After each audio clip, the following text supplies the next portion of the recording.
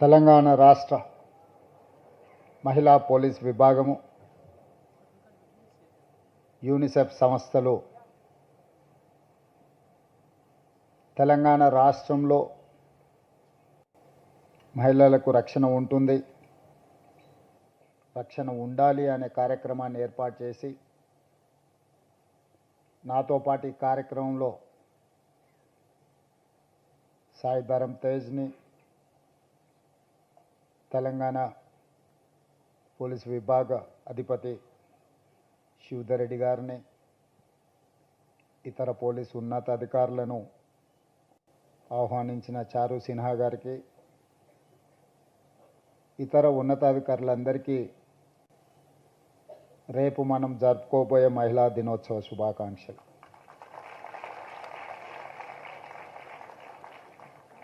అంతర్జాతీయ మహిళా దినోత్సవ కార్యక్రమాన్ని జరుపుకోవడం ద్వారా మన బాధ్యత తీరిపోయింది. మన రాష్ట్రంలో, మన దేశంలో మహిళలకు సంపూర్ణమైన రక్షణ కల్పించమని ఎవరైనా భావిస్తే అది అసంపూర్తి అని నేను భావిస్తున్నాను. అందుకే ఈనాడు తెలంగాణ రాష్ట్ర ప్రభుత్వం ఒక మహిళ నాయకత్వం వహించిన పార్టీ నుంచి ఏర్పడ్డది. తెలంగాణ ఏర్పాటు బిల్లును ఇంకొక మహిళా లోక్సభ స్పీకర్గా బాధ్యత నిర్వహించి ఈ రాష్ట్రాన్ని ఏర్పాటు చేయడం జరిగింది. ఈ దేశానికి రాష్ట్రపతిగా, ఈ దేశానికి ప్రధానమంత్రిగా, ఈ దేశంలో లోక్సభ స్పీకర్గా, వివిధ రాష్ట్రాలలో ముఖ్యమంత్రులుగా మహిళలకు అవకాశం ఇచ్చిన 140 సంవత్సరాల చరిత్ర కలిగిన కాంగ్రెస్ పార్టీకి ఈరోజు తెలంగాణ రాష్ట్రంలో ప్రజలు అధికారం కట్టబెట్టింది. ప్రతిభా పాటిల్ కావచ్చు, శ్రీమతి ఇందిరాగాంధీ గారు కావచ్చు, శ్రీమతి సోనియా గాంధీ గారు కావచ్చు, శ్రీమతి మీరా కుమార్ కావచ్చు, ఇలా చెప్పుకుంటూ వెళ్తే స్వతంత్రానికి ముందు, స్వతంత్రం వచ్చిన తర్వాత రాజకీయ పార్టీలలో మహిళల యొక్క ప్రాధాన్యతను గుర్తించి మహిళలకు అత్యంత బాధ్యతాయుతమైన పదవులను కట్టబెట్టి సమర్థవంతంగా వాళ్ళు ఆ బాధ్యతలను నిర్వహించిండ్రు. శక్తిని మనం మహిళతో పోలుస్తాం, అభివృద్ధిని,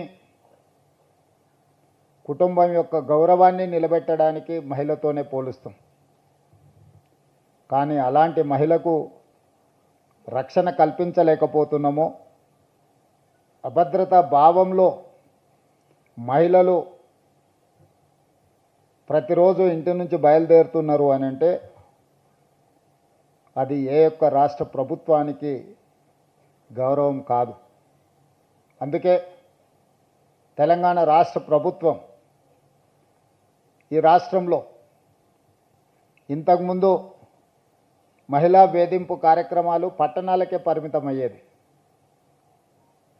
లేదా కొన్ని కళాశాలలోనో లేకపోతే పబ్లిక్ ప్లేసెస్లోనో మహిళలు వేధింపులకు గురయ్యేది. సాంకేతిక పరిజ్ఞానం పెంపొందిన ఈ సమయంలో cyber crime, social media also is playing a crucial role in harassment of women. Here we have to take some responsibility. We have to correct ourselves.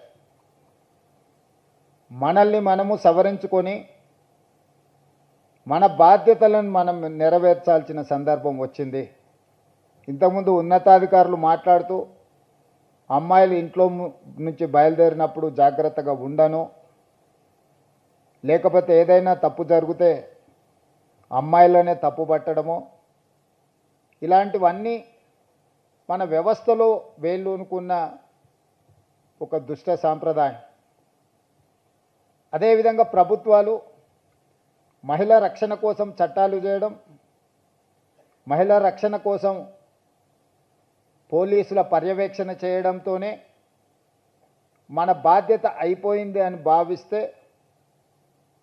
మన బాధ్యత పూర్తి అవ్వలేదు. ఈరోజు సమాజంలో ఉండే మనము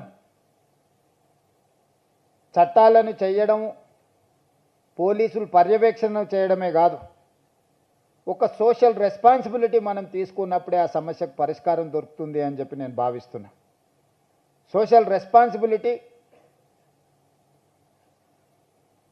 మన కుటుంబ సభ్యులను ఎవరైనా వేధింపులకు పాల్పడ్డప్పుడు, మన కుటుంబ సభ్యులకు చదువుకునే కళాశాలలోనో, ఉద్యోగం చేసుకునే ప్రాంతంలోనో, లేదా పబ్లిక్ ప్లేసెస్, రైల్వే స్టేషన్ కావచ్చు, బస్ స్టాండ్ కావచ్చు, ఇంకెక్కడైనా సినిమా హాల్ కావచ్చు, ఎక్కడికైనా వెళ్ళినప్పుడు మన కుటుంబ సభ్యులకు జరిగే అసౌకర్యం కానీ అవమానం కానీ మనం ఏ విధంగా ఆలోచన చేస్తామో ఇతర ఆడపిల్లల పట్ల కూడా మనం అదే విధంగా ఆలోచన చేసి దానికి అవసరమైన నివారణ చర్యలు తీసుకోవాలని చెప్పి తెలంగాణ రాష్ట్ర ముఖ్యమంత్రిగా మీ అందరికీ సూచన చేస్తున్నా. నేను ఈరోజు తెలంగాణ రాష్ట్రం అభివృద్ధి చెందుతున్న రాష్ట్రం. ఈ రాష్ట్రంలో మన మహిళల కోసం ఎన్నో నిర్ణయాలు తీసుకుంటున్నాం. ఈరోజు మహిళలకు కుటుంబానికి రేషన్ కార్డు ఇచ్చినా మహిళ పేరు మీదనే ఇవ్వాలనుకుంటున్నాం. ప్రభుత్వం తరఫున ఇళ్ల కేటాయింపు జరిగినా మహిళ పేరు మీదనే ఈరోజు ఇళ్ల కేటాయింపులు జరుగుతున్నాయి. ఈరోజు చాలా పథకాలకు మహిళా పేరు మీదనే స్వయం సహాయక సంఘాలు 65 లక్షల మంది సభ్యులు తెలంగాణ రాష్ట్రంలో ఉంటే వాళ్ళకి ఫైనాన్షియల్ అసిస్టెన్స్ కింద 27,000 crores లాస్ట్ ఇయర్ మనం ఆర్థికంగా వాళ్ళు నిలబడాలి, ఆర్థికంగా వాళ్ళు నిలబడ్డప్పుడు ఈ సమాజంలో వాళ్ళకి గౌరవం దక్కుతుంది అని చెప్పి ఈరోజు మహిళా శక్తిని మనం ప్రోత్సహిస్తున్నాం. ఈరోజు హైటెక్ సిటీ అంటే మైక్రోసాఫ్ట్, ఇన్ఫోసిస్ లేదా విప్రో లాంటి ఐటీ కంపెనీలే కాదు, ఆ పక్కనే ఇందిరా మహిళా శక్తి స్టాల్స్ అని చెప్పి మహిళలకు ప్రపంచ స్థాయిలో వాళ్ళు ఉత్పత్తి చేసే వస్తువులను ప్రదర్శించడానికి 3 ఎకరాల స్థలాన్ని 100 కోట్ల రూపాయల విలువ చేసే వసతులను అక్కడ తెలంగాణ రాష్ట్ర ప్రభుత్వం ఏర్పాటు చేసింది. ఈరోజు గ్రామీణ ప్రాంతాలలో ఉండే తెలంగాణ మహిళలు తయారు చేసే ఉత్పత్తి చేసే వస్తువులను అమెజాన్ ప్లాట్ఫామ్ మీద రాష్ట్ర ప్రభుత్వం ఒప్పందం చేసి వాళ్ళు ఉత్పత్తి చేస్తున్న వస్తువులను ప్రపంచ స్థాయిలో ఈరోజు మార్కెటింగ్ చేసుకోవడానికి అమెజాన్తో తెలంగాణ రాష్ట్ర ప్రభుత్వం ఒప్పందం చేసింది. సోలార్ బిజినెస్ అంటే మనమందరం అదానీ అంబానీలే అనుకుంటున్నాం. ఈరోజు స్వయం సహాయక సంఘాలు తెలంగాణ రాష్ట్రంలో ఉన్న వాళ్లకు 1000 మెగావాట్ సోలార్ పవర్ ఉత్పత్తి చేసి తెలంగాణ విద్యుత్ శాఖకు అమ్మే విధంగా ఈరోజు ఆర్థికంగా వాళ్ళను నిలబెట్టి ఈరోజు సోలార్ విద్యుత్ ఉత్పత్తి అదానీ అంబానీలతోని ఆడపిల్లలు పోటీ పడే విధంగా తెలంగాణ రాష్ట్ర ప్రభుత్వం ఈరోజు అవకాశం ఇచ్చింది. అదేవిధంగా తెలంగాణ రాష్ట్రంలో ఆర్టీసీ బస్సుల్లో మహిళలకు ఉచిత ప్రయాణం ఏర్పాటు చేస్తే చాలామంది మహిళలు బస్సుల్లో ఉచిత ప్రయాణం మాత్రమే చేయగలరని భావిస్తున్నారు.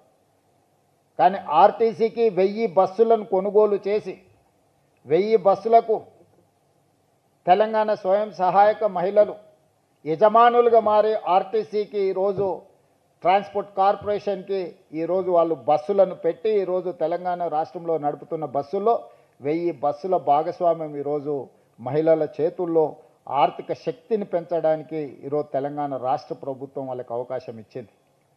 ఇదే కాదు, తెలంగాణ రాష్ట్ర ప్రభుత్వం వివిధ జిల్లాలలో ప్రభుత్వ స్థలాలను కేటాయించి పెట్రోల్ బంకులు నడపడానికి ఈరోజు ఆడపిల్లలకే స్వయంగా పెట్రోల్ బంక్స్ నిర్వహించడానికి ఈరోజు మహిళా శక్తి ఈరోజు మనం ప్రోత్సహిస్తున్నాం. ఎక్కడ అవకాశం ఉంటే అక్కడ ఆడపిల్లలకు ఈరోజు ఆర్థికంగా నిలబడడానికి అవకాశం ఇచ్చినాం. అదే కాదు, దేశంలోనే మొట్టమొదటిసారి మహిళా యూనివర్సిటీకి వీరనారి చాకలి ఐలమ్మ స్ఫూర్తిని, పోరాట స్ఫూర్తితో ఈరోజు మహిళా యూనివర్సిటీకి వీరనారి చాకలి ఐలమ్మ పేరు ఈరోజు మనం పెట్టుకోవడం జరిగింది. అంతెందుకు, తెలంగాణ రాష్ట్రానికి తెలంగాణ తల్లి అని ఒక ఆడబిడ్డనే మనం ఒక అమ్మగా ఈరోజు తెలంగాణ రాష్ట్రానికి ఒక స్ఫూర్తిని, ఒక మూర్తిని ఈరోజు మన ప్రభుత్వం అందించుకున్నది. అంటే ఈ తెలంగాణ రాష్ట్రంలో మొన్నటి వరకు చీఫ్ సెక్రటరీగా కూడా ఒక మహిళా అధికారే ఉండే నేను వచ్చిన తర్వాత ఆల్మోస్ట్ 1.5 years. సో ఈరోజు vigilance and enforcement DG Shikha Goyal, anti corruption bureau DG Shri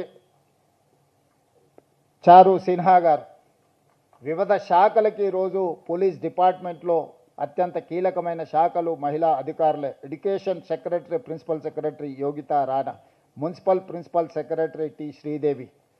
ఈరోజు కీలకమైన శాఖలన్నిటిని కూడా చాలా జిల్లాలకు ఎస్పీలుగా, చాలా జిల్లాలకు కలెక్టర్స్గా, ఇంక్లూడింగ్ హైదరాబాద్ కలెక్టర్ మహిళల చేతుల్లో ఈరోజు ఈ ప్రభుత్వం అధికారాన్ని అందించింది. ఈ రాష్ట్ర ప్రభుత్వానికి మహిళల యొక్క శక్తి, మహిళల యొక్క నైపుణ్యం పట్ల సంపూర్ణమైన విశ్వాసం ఉన్నది. కానీ తెలంగాణ రాష్ట్రంలో ఇంకా మహిళలకు సంపూర్ణమైన రక్షణ ఉన్నదా అంటే కొంచెం ఆలోచన చేయాల్సిన పరిస్థితులు ఉన్నాయి. అందుకే ఈరోజు తెలంగాణ రాష్ట్ర ప్రభుత్వం దేశంలోనే మహిళలకు అత్యంత భద్రత కలిగిన రాష్ట్రంగా తెలంగాణను తీర్చిదిద్దాలి అని ఈరోజు ఒక మంచి కార్యక్రమాన్ని తీసుకొని ఈరోజు మిమ్మల్ని అందరిని ఆహ్వానించి, ఈరోజు ఇక్కడ 1/3 అమ్మాయిలు ఉంటే 2/3 మేల్ ఫీమేల్ కాంబినేషన్ ఉంది.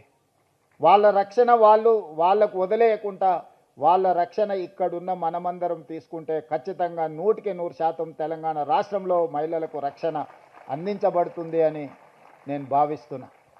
అందుకే మహిళల రక్షణ కోసము తెలంగాణ యువకులు ఒక బ్రాండ్ అంబాసిడర్గా నిలబడాలి. మనం ఎంత విజయం సాధించినా మహిళలను ఆర్థికంగా నిలబెట్టినప్పుడే ఆ కుటుంబము, ఆ రాష్ట్రము, ఆ దేశము ఆర్థికంగా బలపడుతుంది. తెలంగాణ రాష్ట్రం 2034కి $1 trillion ఎకానమీ, 2047కి $3 trillion ఎకానమీ రీచ్ అవ్వాలి అని అంటే సమాజంలో సగభాగమైన ఆడపిల్లలకు రక్షణ ఉండాలి. రక్షణ ఉన్న ఆడపిల్లలు ఆర్థికంగా ఎదగాలి. ఆర్థికంగా ఎదగాలి అని అంటే వాళ్ళు చదువుకోవాలి. వంటింటి కుందేళ్లుగా ఇంటికే పరిమితం కాకుండా వాళ్ళలో ఉన్న శక్తి, నైపుణ్యాన్ని ఈరోజు వాళ్ళు అభివృద్ధి చేసుకొని తెలంగాణ ఎకానమీలో వాళ్ళని భాగస్వాములను చేయాలన్నదే మా ప్రభుత్వం యొక్క ఆలోచన. ఈరోజు ప్రపంచంలో ఏ అభివృద్ధి చెందిన దేశాన్నైనా చూడండి, ఏ దేశంలో అయితే మహిళలు ఎంటర్‌ప్రెన్యూర్స్‌గా, మహిళలు ఎంప్లాయీస్‌గా, మహిళలు సైంటిస్టులుగా, లేకపోతే డాక్టర్లుగా, లాయర్లుగా, ఇంజనీర్లుగా రాణించినరో ఆ దేశంలో ఆర్థిక పురోగతి సాధించినాయి.